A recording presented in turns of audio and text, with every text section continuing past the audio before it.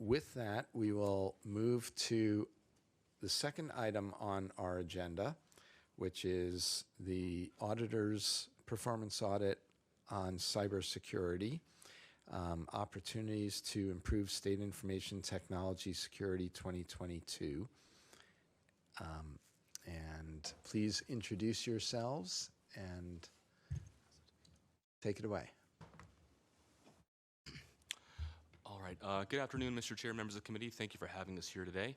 My name is Joe Clark. I am an IT Security Assistant Audit Manager at the State Auditor's Office. With me today are Scott Frank, Director of Performance and IT Audit at the Auditor's Office, and Quinn Peralta, who's an IT Auditor on our Cybersecurity Audit team. Today, I'll briefly cover some cybersecurity audits we completed in 2022, and then we will also discuss very briefly some additional cybersecurity efforts at the State Auditor's Office. As with before, cybersecurity continues to be an important topic in terms of protecting the state's systems and data. Ransomware continues to attack state and local governments and related organizations nationwide, and we are now seeing new threats to critical infrastructure organizations around the country, partially in response to the war in Ukraine, or partially as an attributable factor to the war in Ukraine. So that is sort of the nature of the evolving situation of cybersecurity, both in Washington and around the country. In response to that, what our office does are cybersecurity performance audits of state agencies and local governments. These audits are intended to identify opportunities for those organizations to improve their security and are done free of charge. They generally include two components. Those include penetration testing of an agency's applications and network segments, as well as an evaluation of those organizations' IT security controls, again, looking for areas of opportunity. This last year, we also started an audit of critical infrastructure organizations in Washington state, again, in response to the heightened threats against those types of organizations. It was more narrow in scope. It focused primarily on a little bit of penetration testing as well as an open source intelligence assessment. In a few moments, Quinn will discuss that line of efforts as well. With our 2022 cybersecurity audits, both of state agencies and local governments, this brings our total of state agencies audited to date to 34. That includes three organizations, three state agencies that we've audited twice so far. We've also audited 38 local governments to date. And in 2022 alone, we did our critical infrastructure cybersecurity audit at 20 state agencies. We also have a number of audits underway at the state level, the local level, and among the critical infrastructure organizations.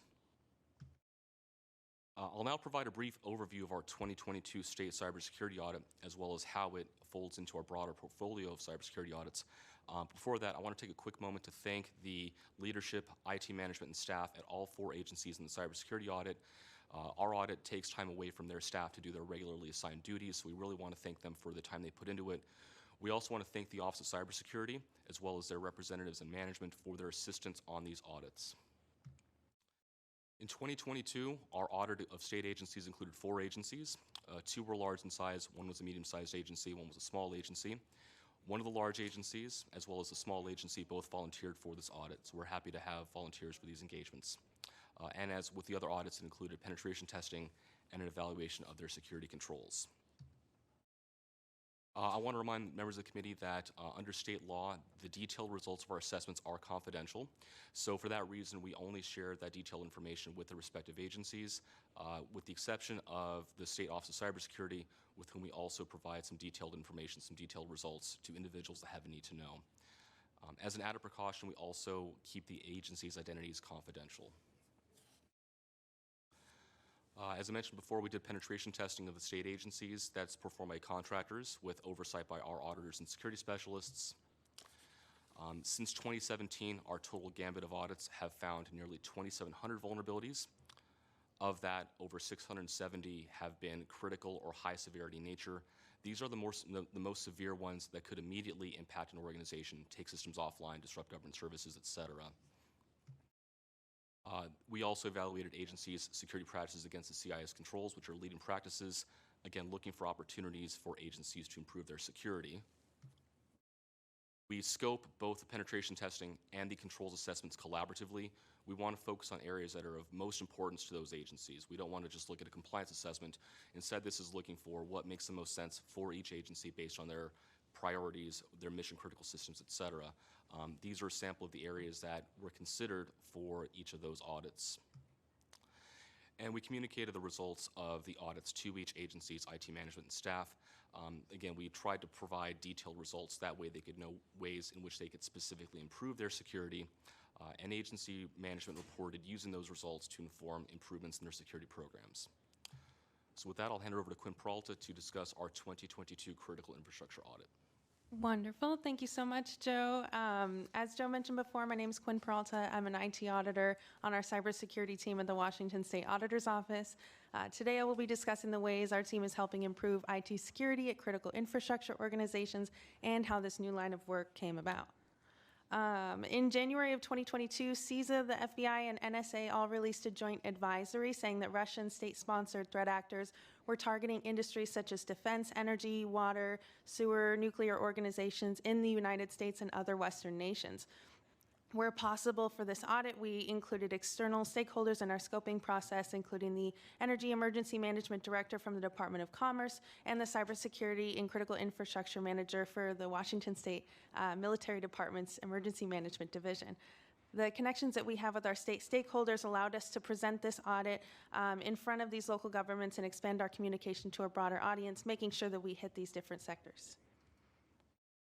The purpose of the audit was to find opportunities to help entities improve their external security posture and in turn help protect against those malicious cyber attacks. With that in mind, our audit fieldwork was designed to hit multiple areas. First, we conducted attestation interviews with key IT personnel to identify areas of improvement for those industrial control systems. Following those conversations with the entities, we provided each entity with a tailored set of strengths and opportunities, as well as a list of best practices put forth by CISA. Next, we worked with contracted subject matter experts to conduct penetration testing of the entity's internet-facing assets. This testing was used to determine if there were any vulnerabilities that an attacker anywhere in the world could use and leverage to gain access into the entity's environment. Another component of testing that we coordinated was the Open Source Intelligence Assessment, which we call OSINT. The OSINT assessment looked for any publicly available information that may make the entity a juicy target, such as passwords dumped in a known data breach or something like that. Our goal for these three components was to narrow the scope of the audit with the intention to be quicker than our standard cybersecurity audits while still offering a comprehensive service that could help entities increase defenses. At the time of this presentation, our team has completed 20 critical infrastructure engagements and we have 16 in progress. These entities have already begun addressing significant issues that we've identified, and they continue to make improvements based on the provided results. The results also provided us with some interesting findings, such as the OSINT report identified instances where employees were using government email addresses for third-party application accounts. Those accounts would then show up in a known data breach, and that password would be connected there. That password would be breached from that account. If that password was still valid for that account, it could be used to breach the entity's environment. So this tells us why multi-factor authentication is so important. That way, if that password is valid and it does work with that government email address, users still have another layer of protection. During the external penetration tests, our subject matter experts also identified 122 total vulnerabilities on the entity's internet-facing systems. This number spans not just the critical infrastructure systems that are public-facing, but also things like websites and databases. Our team is happy to help ease the burden in any way that we can by providing best practices, the results, and practical starting points for these local entities. And now I will hand it over to our director, Scott Frank, to discuss the other cybersecurity efforts put forth by our office. Thanks, Quinn. So I'm Scott Frank. I'm the Director of Performance and IT Audit here at the State Auditor's Office. I do want to talk very briefly about some of the other work that we do besides our performance audits in the cybersecurity realm. However, because we're pressed for time, I'm just going to summarize what's in the last few slides within this deck. What we've tried to do is leverage. We've got some tremendous expertise that we've developed at the State Auditor's Office of folks like Joe and Quinn, and we want to take that knowledge and our connections with all of the local governments in the state and try and broaden our reach to get to more entities. And so we've come up with some additional ways besides the fuller cybersecurity audits that we do. We've identified certain topics that we can incorporate into routine audits that are conducted by our financial auditors who conduct routine audits every 1 to 3 years at local governments to at least do a little bit of cyber work in those spaces. We've designed procedures whenever a local government, a state agency or local government is hit with what we call cyber loss, where basically usually through email phishing, they're tricked into diverting a payment to a fraudster, we have some procedures to go in and make sure we understand what happened and how to fix, make sure that those things have been fixed.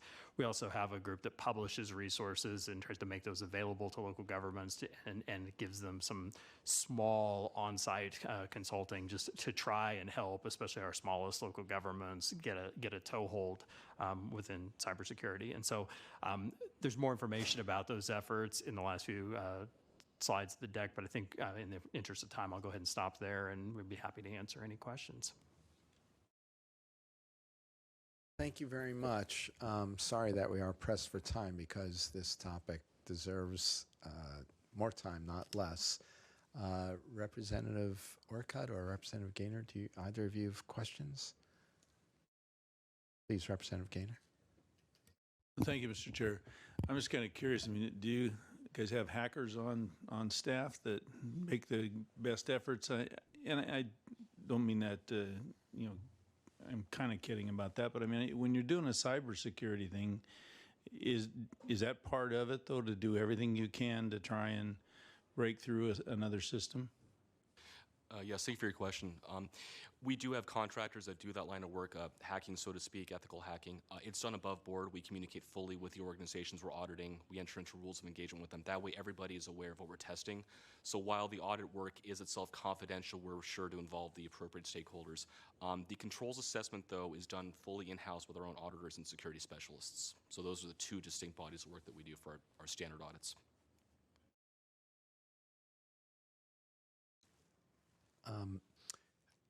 I have a couple of questions.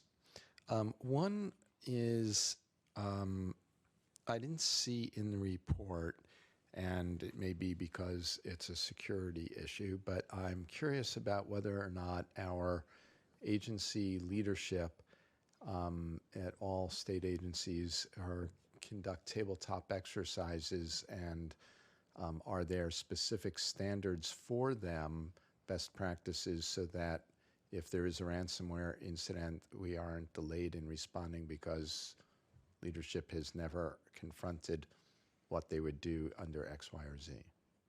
Thank you for your question, Mr. Chair. Unfortunately, an evaluation of tabletop exercises or incident response more broadly was not generally in the scope of this audit. However, I can say that that area of IT security is included in the state's IT security standards. That does apply to virtually all state agencies with only a few exceptions. For local governments, I'm unaware of a comparable set of requirements that applies across the board. Local governments that have certain types of data, for example, criminal justice information, may have similar requirements, but more generally speaking, I'm unaware of requirements that apply broadly to Washington state local governments in that specific area. Well, you touched on the next question I was going to go to, and as with an interest in local government, whether or not there is any resource available to the state to train local governments, some of which, of course, are running massive critical infrastructure programs such as major public utilities. Is there a state resource for that, or is that something outside your scope? I'll take that. So I think it's a bit patchwork for local governments, and this is why, as a state auditor's office, we've tried to step in with some of the alternative things that we're able to do beyond just the performance audits, because we have some level of cybersecurity expertise, and because we're one of the few state agencies, maybe the only one, that it really has an ongoing relationship with every local government because of our financial audits, and so we've tried to leverage that to bring some more guidance. We do a lot. We have a Center for Government Innovation that its job is to push leading practices out to local governments. So they go through and sort of curate what's out there in the world as far as cybersecurity guidance, and without trying to reinvent the wheel, identify things like that would be a good resource that would help local governments. We catalog it, and we try and encourage local governments to take a look at the things that we've identified. When we identify free services that are out there that are available for local governments to use, we encourage them to take advantage of those. But I would still say it's a bit of a patchwork in terms of who's able to provide assistance to those local governments. And we think that's probably is where there's some of the biggest need is at the local level. Thank you. Any other questions? We need to wrap up. One last question I've got is, I know there have been concerns about former employees and multi-factor authentication. Do we have standards to ensure that people are not using their personal phone but using an agency-issued phone for multi-factor authentication and it's turned off when they leave an agency? Is that something that you review? Thank you for your question, Mr. Chair. Controlling accounts is part of our review on occasion, depending on the scope of work. Device control is also part of our review, again, depending on the scope of work. I can tell you that most organizations have processes to make sure that their devices are brought back in-house prior to termination of an employee or termination of that relationship. As far as what's in the standards, I believe there is some about that, but I'll defer to the Office of Cybersecurity for further details on what's required of state agencies in that specific regard. We need to ask the office to come up to respond quickly because we need to be out in a couple of minutes. Thank you very, very much for presenting. And please come up and introduce yourself, and then we're going to adjourn in 4 minutes.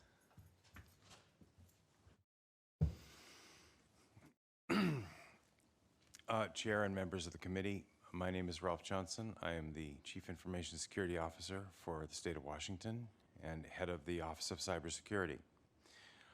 I want to thank you for the opportunity to speak before you today.